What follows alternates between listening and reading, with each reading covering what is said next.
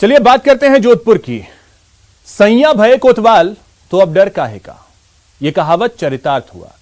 ऐसा हम क्यों कह रहे हैं वो जानने से पहले आप ये तस्वीर देखिए।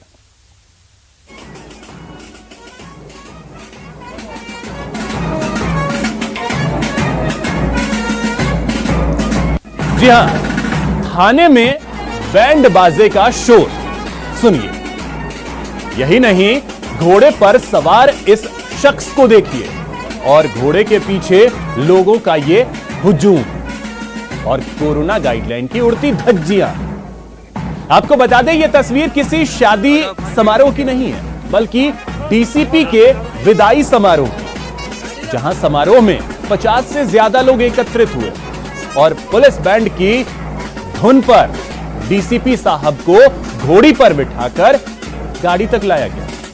इस दौरान साहब और उनके अधिकारी इस बात को भूल गए कि कोरोना संक्रमण के दौरान विभिन्न प्रकार के उत्सवों को लेकर गाइडलाइंस जारी की गई हैं और इन जारी गाइडलाइंस की पालना करवाने का जिम्मा इन्हीं के कंधों पर है। गौरतलब है कि डीसीपी धर्मेंद्र सिंह यादव का सिरोही एसपी के रूप में तबादला हुआ है, जिसके बाद आज उन्हें पुलिस लाइन से गाजे बाजे के साथ विदा किया गया। लेकिन कोरोना गाइडलाइंस की पालना यहां कहीं होती नहीं। कुछ लोग मास्क में जरूर दिखे, लेकिन 2 गज की दूरी यहां कहीं नहीं है। अच्छा सहयोग मिला जोधपुर की जनता से, मीडिया से, जनप्रतिनिधियों से, समाज सेवी संगठनों से और अपने पुलिस के अधिकारियों से, और एक टीम की तरह कार्यकाल निकला है, जिससे काफ़ी सहूलियत हुई लॉ को इन्फोर्स करने में। और आशा करता हूं कि जोधपुर की जनता और बाकी जो स्टेक होल्डर्स हैं आगे भी ऐसे ही सहयोग करते रहेंगे पुलिस और प्रशासन का। अब बात वैक्सीन सेंटर पर फैली अव्यवस्था की। 7 दिन के इंतजार के बाद अजमेर में 18+ वालों को वैक्सीन लगनी शुरू हुई, लेकिन यहां फैली अव्यवस्था ने युवाओं के जोश को ठंडा कर दिया। देखिए रिपोर्ट। 7 दिन बाद फिर वही अव्यवस्था।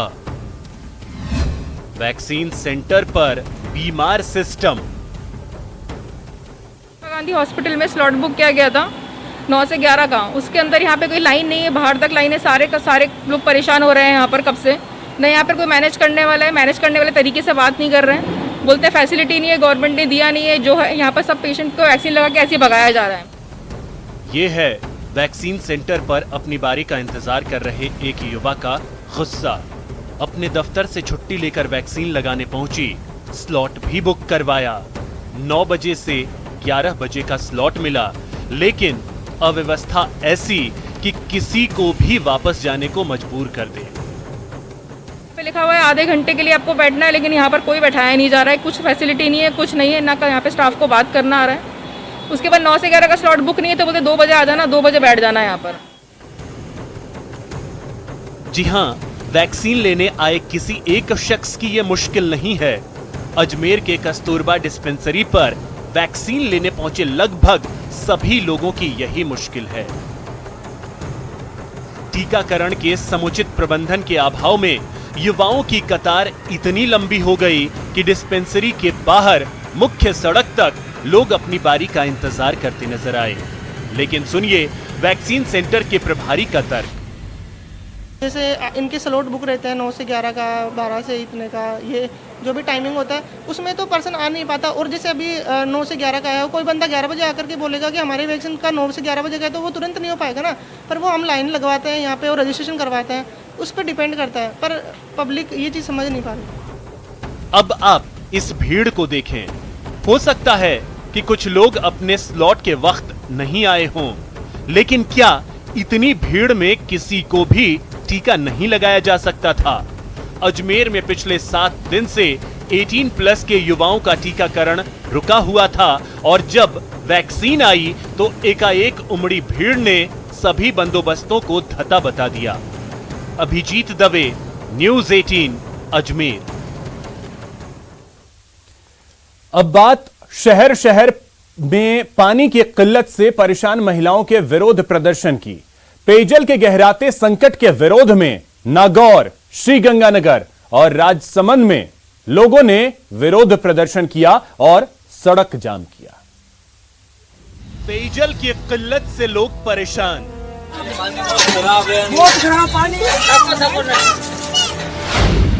महिलाओं का मटका तोड़ प्रदर्शन।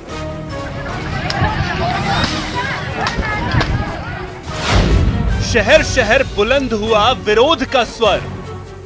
गंदा पानी बंद करो, बंद करो, बंद करो। टीवी स्क्रीन पर दिख रही ये तीनों तस्वीरें क्रमशः नागौर, श्रीगंगानगर और राजसमंद जिले की हैं, जहां लोग पीने के साफ पानी से महरूम हैं और अपनी मांगों के समर्थन में प्रदर्शन कर रहे हैं। ये तस्वीर नागौर शहर की है, जहां पीने के पानी के लिए त्राहिमाम के साथ स्थानीय लोगों में कोहराम मचा है। भीषण गर्मी के बीच शहर के कई मोहल्लों में पानी की सप्लाई नदारद है। इसी बीच लोहारपुरा इलाके की परेशान सैकड़ों महिलाएं विरोध प्रदर्शन के लिए सड़क पर उतरी और सड़क जाम करने के साथ ही कलेक्ट्रेट पर मटका फोड़कर स्थानीय प्रशासन का विरोध किया। एक दिन छोड़ एक दिन पानी दे दो, 3 दिन तक नहीं आएगा, फिर हमें कोई नहीं। तुम्हारा दोस्त हमारे को भी आता है। धूप में लिखा पट्टी में आप भी तकलीफ देखते हो, ऐसी बात नहीं है नहीं देखते। खुदाने में आने जाने में सब देखते हो। दर्द तो हमारे को भी आता है, हम बुरा भला किसी का नहीं चाहिए, बस हमारे को पानी की मांग है। वहीं पानी सप्लाई की परेशानी पर स्थानीय जलदाय विभाग के अभियंता का जवाब आपको चौंका देगा। साहब का साफ कहना है कि राजस्थान के लिए पानी की किल्लत कोई नई बात नहीं है। पानी तो गर्मियों में सभी जगह दिक्कत आती है, पूरे राजस्थान में दिक्कत आती है पानी की। तो गर्मियों में तो सभी जगह आती है, जो टेलैंड वाले एरिया है सभी जगह प्रॉब्लम्स रहती हैं। कुछ पानी की मांग बढ़ जाती है और कुछ नहरबंदी के कारण समस्या नहीं। श्रीगंगानगर में इंदिरा गांधी नहर में पंजाब से आए केमिकल युक्त जहरीले पानी को लेकर स्थानीय लोगों में आक्रोश है। गुस्साए लोगों ने दूषित पानी को रोकने की मांग को लेकर नारेबाजी करते हुए पैदल मार्च किया और विरोध प्रदर्शन किया। साथ ही जिला कलेक्टर को ज्ञापन सौंपा। वालों को बचाने के लिए दोनों सरकारें कोई एक्शन नहीं ले रही हैं और करोड़ों लोगों की जिंदगी तकरीबन कोई 50 या 100 फैक्ट्री वालों को बचाने के लिए हो रही है। अगर दोनों सरकारों की नीयत साफ हो तो लोगों के स्वास्थ्य के साथ खिलवाड़ नहीं हो। अगर सरकार ने ऐसा ही रुख अपनाए रखा तो जनता आक्रोश में है। वहीं राजसमंद के घाटी पंचायत के रावोखेड़ा बंजारा बस्ती में लोग बूंद बूंद को तरस रहे हैं। पेयजल के लिए महिलाओं को लंबी दूरी तय करनी पड़ रही है। 100 घरों की बस्ती के लिए मात्र 2 हैंडपंप हैं, जहां दिन भर लाइन लगी रहती है और पानी के लिए महिलाओं को आपस में लड़ना झगड़ना पड़ता है। सरसों साहब के बोलिया जी, सरसों साहब क्यों कि लिखाएंगे हाल तक बाहर नहीं आया। अच्छा, सुना ही नहीं करता है। हमारी कतरी बस्ती है आपके गाँव? कतरी बस्ती हमारे गाँव में 100 घर की बस्ती है। प्रदेश में पेयजल आपूर्ति के लिए राज्य सरकार हर साल करोड़ों रुपए खर्च करती है, लेकिन आज भी कई जिला मुख्यालयों में पेयजल की समस्या मुंह बाए खड़ी है और जिम्मेदार अधिकारी सिर्फ आश्वासन देकर अपना पल्ला झाड़ लेते हैं। लेकिन सबसे बड़ा सवाल ये है कि आखिर आश्वासन कब तक काम करेगा। Bureau report, news 18 Rajasthan. अब खबर धौलपुर से, जहां बदमाशों ने सरेआम कहर बरपाया और आराम से फरार हो गए। रात का अंधेरा और जानलेवा अटैक, तस्वीरें ऐसी कि दिल दहल जाए। कुछ करना तो दूर की बात, जिसने देखा वो कांप उठा। दूर से ही इस दरिंदगी को देखता रहा और सरेआम 4 बदमाश इन लोगों पर कहर बरपाते रहे। सीसीटीवी में कैद हुआ ये खौफनाक कहर धौलपुर शहर के निहालगंज थाना क्षेत्र के बलराम बिहार कॉलोनी का है। ये वारदात 2 दिन पुरानी बताई जा रही है, जिसका वीडियो अब सोशल मीडिया पर वायरल हो रहा है।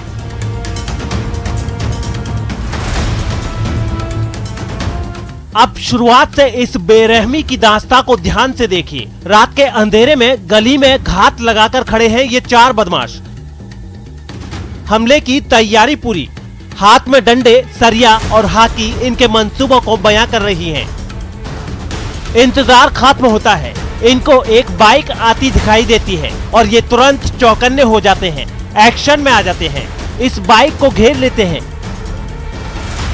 बाइक सवार युवक कुछ समझ पाते उससे पहले ये बदमाश बेरहमी से इनको पीटने लगते हैं। दोनों युवकों पर चारों बदमाश डंडे, सरिया और हॉकी से कहर बरपाते रहते हैं। पूरे 40 सेकंड तक सरेआम दो युवक नॉन स्टॉप दरिंदगी का शिकार होते हैं। इस बीच कुछ लोग मौके पर पहुंचते भी हैं, लेकिन इनको रोकने की हिमाकत कोई नहीं कर पाता। अपनी खुन्नस निकालने के बाद ये चारों बदमाश इस कार से आराम से फरार भी हो जाते हैं। इस जानलेवा अटैक के बाद पीड़ित शिव नारायण सिसोदिया के भाई ने निहालगंज थाने में आरोपियों के खिलाफ मुकदमा दर्ज कराया है। पुलिस सीसीटीवी फुटेज के आधार पर आरोपियों की पहचान कर उनकी तलाश में जुट गई है, लेकिन गली में खूनी गदर के बाद इलाके के लोग खौफ से भर गए हैं। धौलपुर से न्यूज 18 के लिए हरिवीर की रिपोर्ट। और बुलेटिन में अब बात कोटपुतली में चले एक रेस्क्यू ऑपरेशन की, जिसके बाद प्रशासन और ग्रामीणों ने राहत की सांस ली।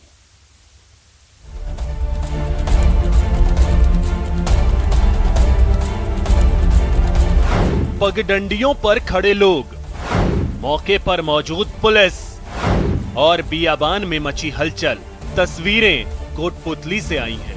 सुबह 6 बजे एक महिला अपने बच्चे के साथ सूखे कुएं में कूद गई, जिसे देख राहगीर सख्ते में आ गए। आनन फानन में गांव वालों को खबर दी गई।